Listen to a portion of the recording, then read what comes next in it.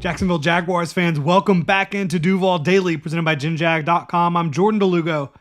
Thanks so much for being here as we continue our coverage of the Jacksonville Jaguars legal tampering period. The Jaguars have been as active as can be on day one of legal tampering. The Jaguars have signed 2 defensive backs, cornerback Jordan Lewis, who I expect to be a starter for the Jaguars, whether it be inside or outside. Eric Murray, safety, has some versatility, probably competing for reps on the back end there from Houston. They signed Patrick McCarry, who I expect to be a starter on the interior of the offensive line, whether that be at center or right guard. They also signed Dyami Brown to a 1-year, $10 million deal. I expect him to be a top 3 receiver on the team in terms of total snaps next year. They've been very busy. They also signed a backup quarterback, Nick Mullins, who I think will probably be the Jaguars' primary backup, has a connection with Grant Udinski, and they signed 2 blocking tight ends, one from the Rams, Hunter Long, one from the Vikings, Johnny Munt. Both of those guys have connections with the Jaguars coaching staff and front office. Johnny Munt, of course, before he was in Minnesota, was in LA. So the Jaguars have been extremely active, and now we have 2 more offensive line signings. Now, I think that the Jaguars, before these 2 signings, probably were in the $35 to $40 million in cap space range, based on the calculations we've received so far for the salary cap, for the contracts that the Jaguars have agreed upon.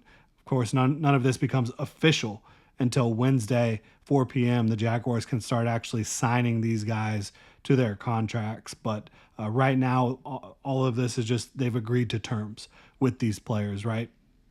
So Chuma Edoga came in about an hour ago. The Jaguars are signing the Cowboys' backup offensive lineman. He's played some guard. He's played more tackle throughout his career, primarily as a backup, someone who comes in and fills in whenever there's injuries.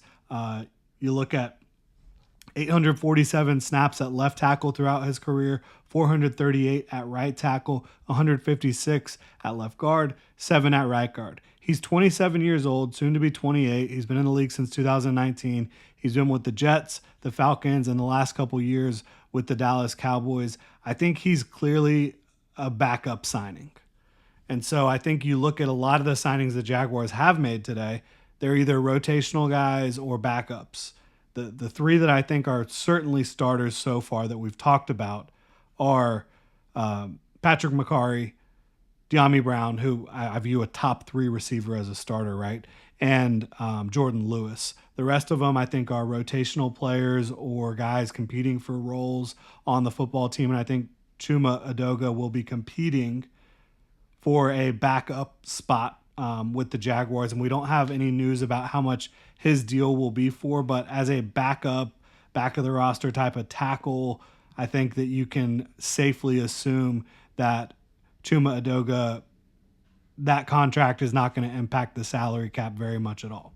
Now, a much bigger signing is center Robert Hainsey. The Jaguars are signing. He comes over from the Tampa Bay Buccaneers. It's a 3-year, $21 million deal, according to Ian Rappaport, $13 million guaranteed.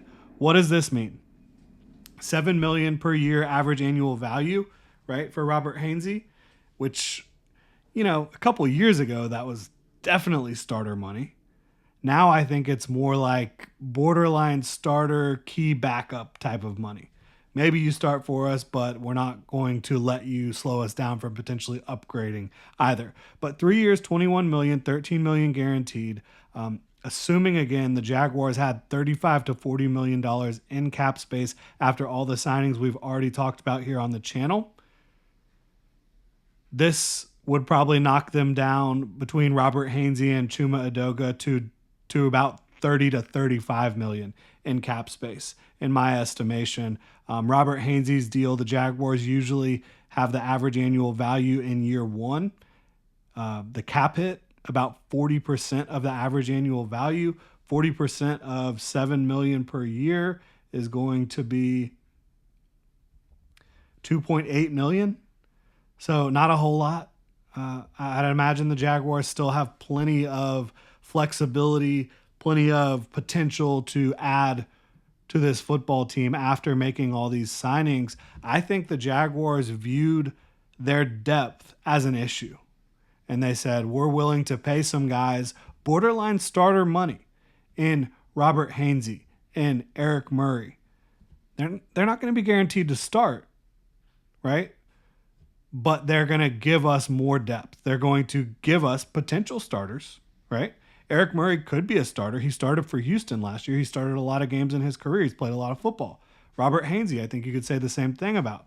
I don't think you view him as a huge upgrade at center over a Mitch Morse, right? But I think that he's someone who can provide depth and can potentially be a flex guy for you. He had to take reps a little bit at left tackle last year. You see, he played. Actually, did he play any left tackle last year? Let's see here. Snaps by position over on PFF. I apologize. It's been a long day. Appreciate y'all for being here. So let's see. Where did he land? Okay, so no left tackle. Left guard and center. And he's primarily played center for the Buccaneers. So I think that's kind of how you view him. Right now, I think if you had to list the Jaguars starting lineup along the offensive line, left tackle is obviously going to be your guy Walker Little, who the Jaguars signed an extension with during the 2024 campaign. Left guard, Ezra Cleveland, who is still under contract through 2026. The Jaguars have a team out following 2025. Robert Hainsey, I think, would slot in as your starting center at the moment. And then you'd also have Patrick McCarry, who signed a 3-year, $37.5 million deal earlier with the Jaguars as your starting right guard, and Anton Harrison as your starting right tackle. Again, I don't expect Robert Hainsey to stop the Jaguars from trying to potentially upgrade that spot. And I'm not saying they're going to sign any more offensive linemen. I don't think that they will. I think after signing Hainsey and Macari and Edoga, they're probably done signing offensive linemen. But would I be surprised if they draft somebody who has center guard versatility early on in the draft who could potentially compete with Robert Hainsey to start? Absolutely not. But obviously, Hainsey, coming from Tampa, has that experience with Liam Cohen as the offensive coordinator from the 2024 season. So another signing for the Jaguars that's kind of on the border, maybe a starter, maybe somebody that can, hold down the fort while developing a rookie. I honestly think is the most likely scenario there.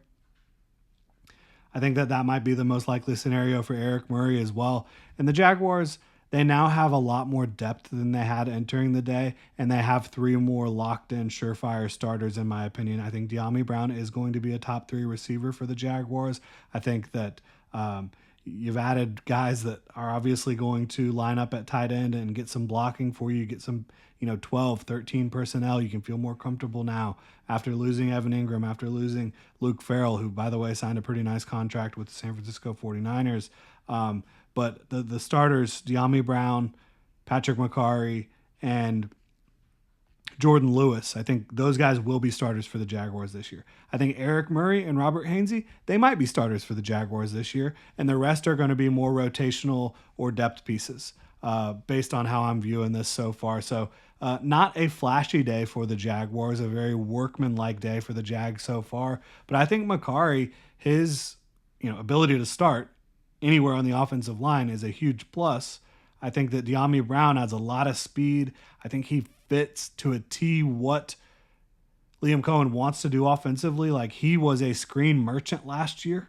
Absolutely was for the Commanders, and he was really good at them. Averaged like 7 yards after catch. Caught a ton of screens. He's got speed. He can take the top off the defense with his vertical speed.